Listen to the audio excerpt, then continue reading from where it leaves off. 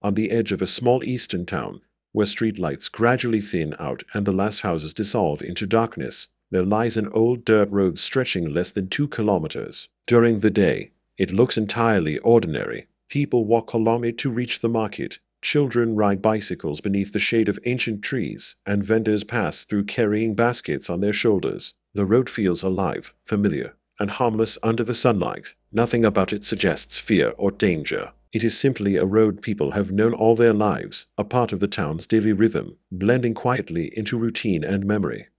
Everything changes the moment the clock reaches exactly 12 at night. The road does not look different at first, yet something in the air shifts. No one in town dares to call it by its real name anymore. To do so feels reckless, almost disrespectful. Instead, people lower their voices and refer to it only as the road after midnight. There are no warning signs, no barriers, no guards. Still, everyone knows the rule. After midnight, no matter how urgent the reason, no one should walk that road, and no one questions why.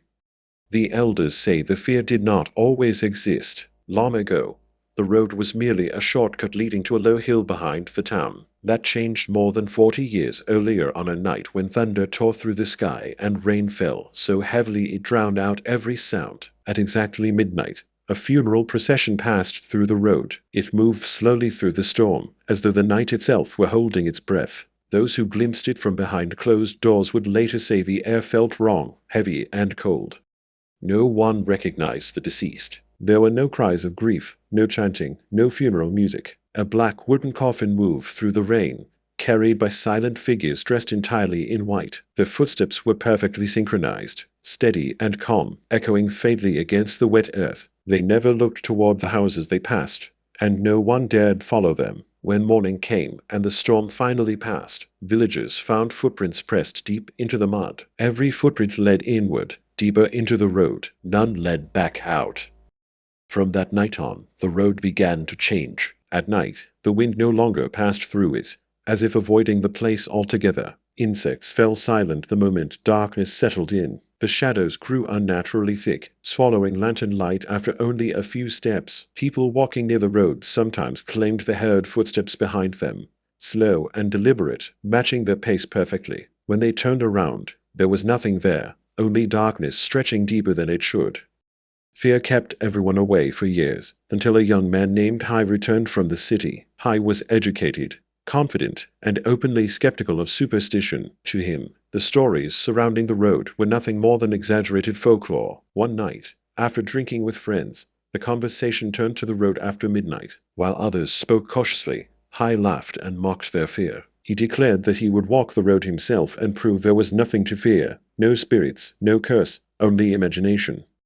Shortly after midnight, Hai stepped onto the road. At first, everything seemed normal. The trees stood motionless, and the path stretched ahead just as it always had.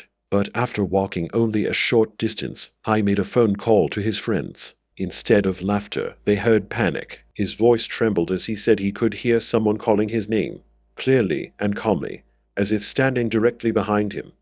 Before anyone could answer, the call abruptly ended, leaving only silence. Hai did not return that night. 3 days later, he appeared at his family's doorstep. His clothes were clean, and there were no signs of injury, yet something about him was unmistakably wrong. His eyes were hollow, unfocused, as if he were looking at something no one else could see. He barely spoke. At night, his family heard him whispering to the corner of his room, repeating the same sentence again and again, saying he had already paid enough. After Hai, others disappeared. A truck driver who wanted to save time.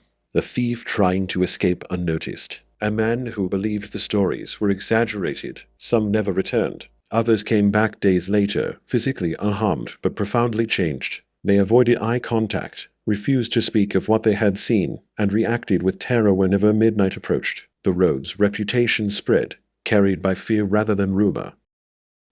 Strange sightings followed. Figures were seen standing motionless in the middle of the road, vanishing when approached. Shadows appeared without owners, stretching in impossible directions. Familiar voices echoed from the darkness, calling people by name, using tones that sounded comforting and familiar. As fear tightened its grip on the town, the villagers invited a well-known feng shui master to examine the road, hoping for an explanation that could bring peace. The master walked the road in silence, studying the land and the flow of air. When he finally spoke, his face had gone pale. He explained that the road lay directly on a boundary between the world of the living and the realm of the dead. Beneath the soil rested an ancient burial ground. At midnight, when the energy peaked, the boundary weakened. Those who entered could be mistaken for spirits, and to return, something had to be given in exchange. Authorities later attempted to renovate the road, but machines failed and workers fled in terror, claiming they saw countless figures beneath the ground staring upward. The project was abandoned. Today, the road remains untouched. By day, it looks peaceful. By night, it waits. People say that if you stand before it at exactly midnight and hear someone call your name, you must not turn around, must not answer, and must never take another step forward, because the road after midnight may exist far closer to you than you think.